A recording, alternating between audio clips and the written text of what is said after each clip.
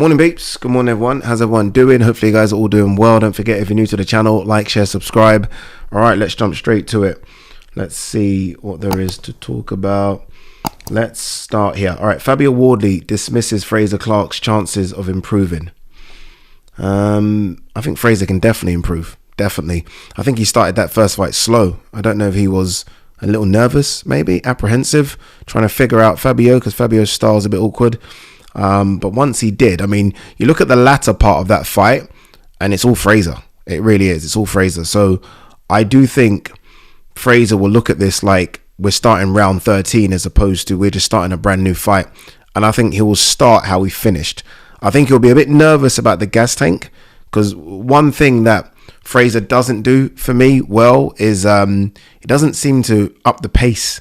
He seems to fight at one pace all the time. So he's going to need to do that. He's going to need to go through the gears, I think, a lot quicker. But look, Fraser's going to fancy his chances. He is. He's going to fancy his chances in that fight. It's a good fight. It really is a good fight. I still feel like I edged to Fabio but with no conviction. Like, whoever wins this fight, good luck to them, because this is going to be... It's going to be tough. This one's going to be brutal. It's going to be. So that's why I didn't mind the fact that, I know a lot of people were upset that the British title fight is not happening in Britain. And I get all that. But these guys need to get paid. And they're going to get paid. And we all know these guys are going to bring it on as well. There's going to be no feel-out rounds. There's going to be no rounds where you're like, okay, that was boring. This is going to be action, I think, from minute one. But back to it, Fraser can definitely improve. He can definitely. Fraser's got a very good boxing brain. Eddie Hearn told by Conor Benn to make the next fight the biggest possible. Okay. We haven't seen Conor since Dobson in February. I did that fight. Before that, he fought Orozco in September. So he's not been inactive. He's been pretty active for someone that's going through what he's going through, right? He would have wanted to have fought again. I'm surprised he's not been on one of these American cards. I mean, Eddie's had quite a few American cards. I thought the idea was to maybe chuck him on those while he sorts out his situation with the British Boxing Board of Control, but obviously they decided against that. I don't know what is the next biggest fight or the biggest fight possible for Conor. Obviously, look, his last couple of fights have been above the welterweight limit. He's a welterweight. Like, his frame is a welterweight. So you want to stick in that division, which means the next biggest fight, or the biggest fight possible next, shouldn't be Chris Eubank Jr. I mean, that's still the one that makes the most money. So I guess I'm kind of contradicting myself by saying that. So let's put that there, right? And then you look at the welterweight division. Look at the champions. I don't think they're going to put him with Jaron Ennis. I think that's almost career suicide. I think Ennis is that good. Look at the other champions. Brian Norman, who, by the way, that situation with Jaron Ennis, we never spoke about it. That was crazy. I think he's going to regret that. Stanionis and Barrios, they're the champions. So Ennis, Stanionis, Brian Norman, Barrios. I have been screaming about a Barrios fight forever. Like, forever. Even before Barrios became a champion. Again, I don't know if that is the biggest fight possible financially. That's a big fight. It's a world title fight. Some of you are probably going to scream at me here and say he doesn't deserve it. I get that, but I'm just playing a game here of what is the biggest fight possible. And I'm not super high on Barrios. I didn't think he looked great last time out. Stanionis is a good fighter. He's tricky. I feel bad and disrespectful saying I'm not super high on him either. So I wouldn't be afraid to chuck Conor Benn in with either of those two guys. Being serious. And those are big fights just because they're world title fights. They might not be superstar names, but the fact is there aren't superstar names in the 147 division apart from Jaron Ennis, and he's not ready for that. He's not ready for Jaron Ennis. He isn't. So then you look at the 154 division, and my problem with that is Conor's just not big enough. He's not big enough for the 154. The 154 guys are enormous. Honestly, just looking at the size of Madrimov, who's not even the biggest 154. I was looking at him thinking, fuck me. Like, his legs and his back and everything about him. I was like, geez, you are big. You are big. Because Crawford's not the smallest. Crawford looks wiry, but when you're around Crawford, you actually see he's pretty thick himself. And he looks small compared to Madrimov. So what do? I mean, you look at the 147 division, and what you maybe do, And again, I'm just throwing this out there. I don't know if this is realistic. You start having fun fights with guys that are 140 and who want to go up. Ryan Garcia, Teofimo Lopez, Devin Haney have all expressed interest in jumping up. Ryan Garcia, we know, is going through a situation. That situation, I think, will be over and done with. Is it March? Have I got that wrong? Is it a year suspension? He got March, April.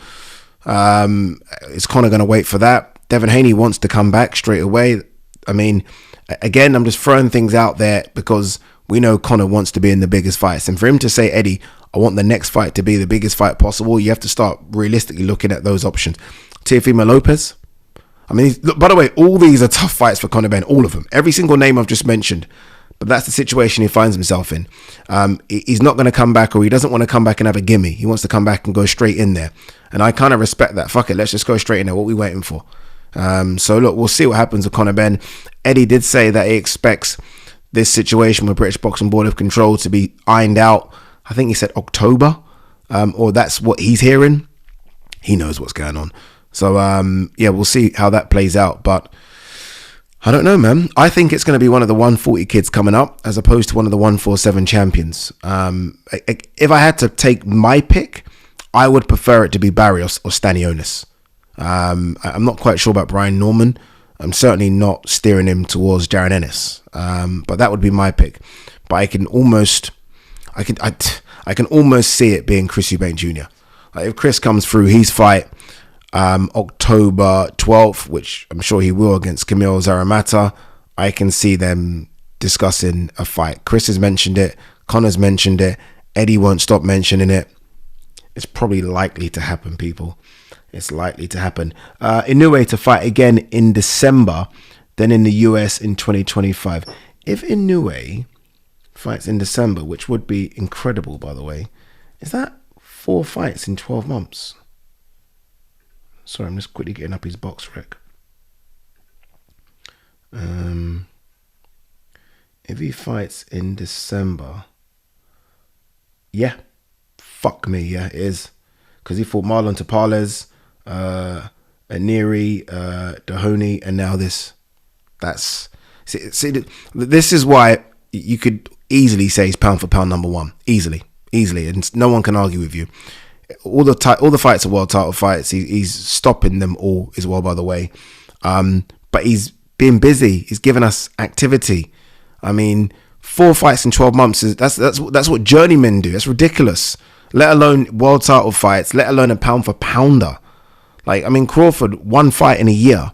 Usyk 2 fights a year max. And don't get me wrong, these guys are getting on a bit. I agree, but 4 fights in a year is outstanding. Credit to him. If that's what he does, if he really does have a fight in December, wow, that would be astonishing. And yeah,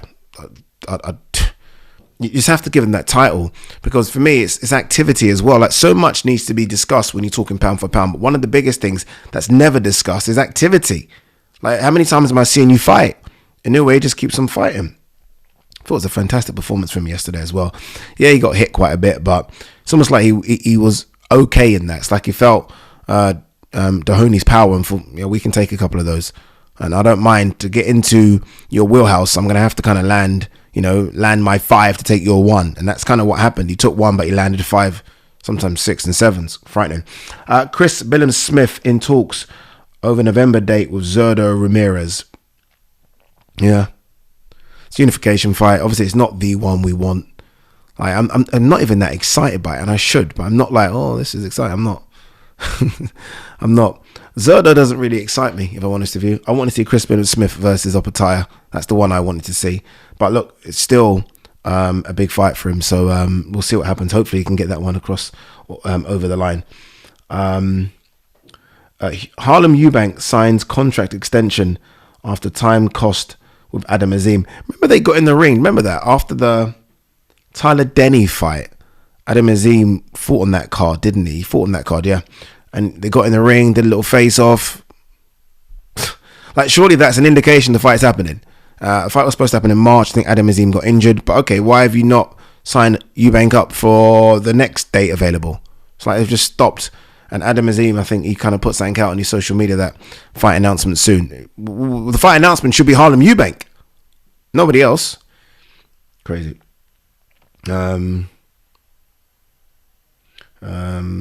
Anything? Let's have a quick look and see if there's any other bit of news. Team Norman. Okay, we touched on it briefly, but let's kind of go into this. Team Norman on Jaron Ennis fight. We asked for what's fair. How? Where have they got this information from? Like, we asked for what's fair. Like, how have they decided this? I don't want to get into discussing what's in a man's pocket. I feel like I kind of feel cringe doing that sometimes. But the fact is, it's kind of widely out there now that he gets around 150 to 170 a fight, or even a bit less than that. I think it was offered 1.5 million. What am I missing here? And then I saw something with his team talking about, he's a top ranked fighter, so if he fights on the other side of the street per se, he has to pay top rank 300,000, and then he has to pay management fees 20. I'm like, what? I've never ever heard someone break down a fight like that as to why that money isn't enough. That's your issue. 1.5 million is the fee. Your issue is how, the deductions. What is that got to do with the negotiation? Like, what is that's crazy. All of a sudden, you've lost out on this. You've lost out on a huge fight. You've lost out on Brian's Norman name being put up in lights, right? It would have been given the push, and people would have known. Not many people know who Brian Norman is, I'll be straight with you. Not many people, before Eddie started speaking about him, not many people even knew he was a world champion. I'm being factual because I speak to a lot of boxing people. So you'd have got a career high payday, headline act, main event. Because it's Jaron Ennis and he's kind of high right now, it probably would have been a sold out arena. You would have got paid your highest purse by times 10 of what you've ever earned. And forget all that, you had a chance to unify. Like, if you're super confident, you have a chance to unify.